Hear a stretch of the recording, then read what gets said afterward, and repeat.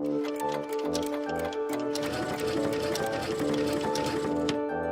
time compass.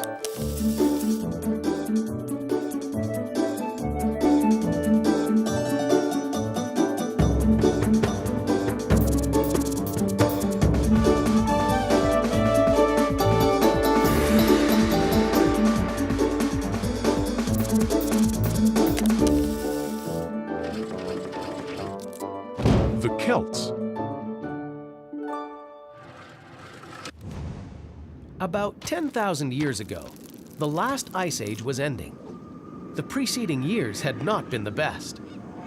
It had been very, very, very cold, and the small groups of people who adapted to survive these harsh conditions had very hard lives. But then, slowly, the weather began to get warmer. Every summer, the ice melted just a little bit more than the last. Soon, nomadic peoples, who had known nothing but a meager existence following wild game for generations, found themselves in warm and fertile lands. Some of these groups finally stopped moving and settled down in an area known as Mesopotamia. There, they learned to plant seeds and cultivate crops. Soon, they could grow and store all the food they needed, which gave them something important: time. Free from worrying about survival, the people of Mesopotamia could now think about other things, like coming up with even better ways to grow crops and domesticate animals and get even more food. From Mesopotamia, the Western world expanded across the warm and fertile Mediterranean Sea basin. Thousands of years passed, and many new cultures developed. The Sumerians, Assyrians and Babylonians, the Egyptians, Phoenicians, Minoans and Persians, the Greeks and the Romans, wow, so many people! At the height of the Roman Empire, this is how a map of ancient Europe looked.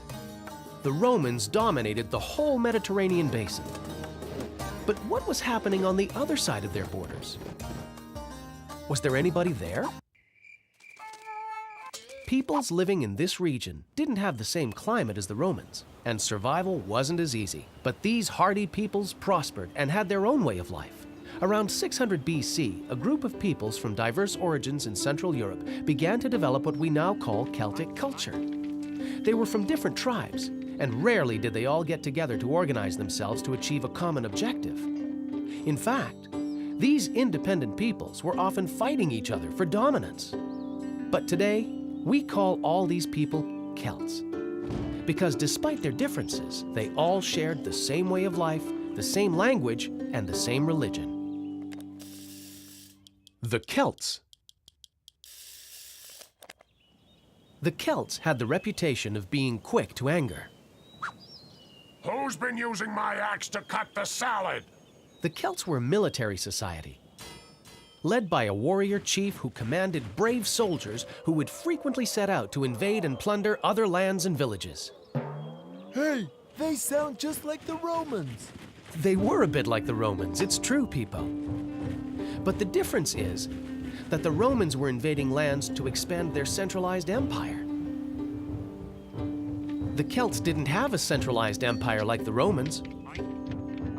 Still, the Celts had a unique culture and their own way of doing things. For example, once the warriors had conquered a territory, they would build a strongly fortified settlement, and we call these oppida. They were protected by natural defenses, such as the rocky walls of mountains and huge ditches. Then, inside a stone wall, they built their houses, which were round, had no windows, and a wooden straw and mud roof. Around the houses was the farm, where goats, pigs, cows, sheep, and horses roamed freely. The settlers worked hard and stored the wheat, rye, and barley that they needed to survive the long winters. The population would grow till there was no more room. And then a scouting group would set out and conquer new territories. And the process would start all over again. This meant that the Celts were always expanding outwards. Around 500 BC, Celtic influence had spread from the Iberian Peninsula to the Dead Sea. Some Celtic peoples even crossed the Alps and conquered land in the north of Italy. In the year 387 BC, they invaded, sacked, and burned the city of Rome. That's how a legendary rivalry began that lasted for centuries. The Romans called these strong warriors Gauls and would never forgive them for invading their beloved city. The Druids.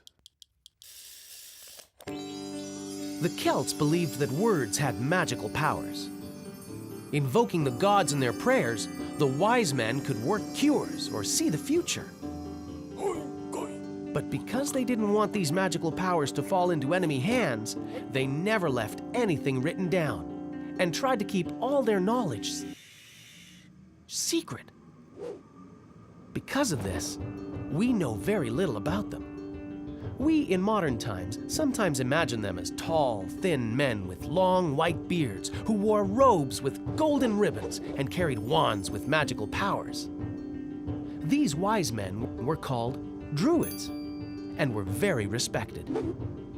Tribal chiefs always asked them for advice before making a decision. The Druids knew about the healing powers of forest plants and could make potions from plant and herb extracts that cured people and instilled bravery in battle.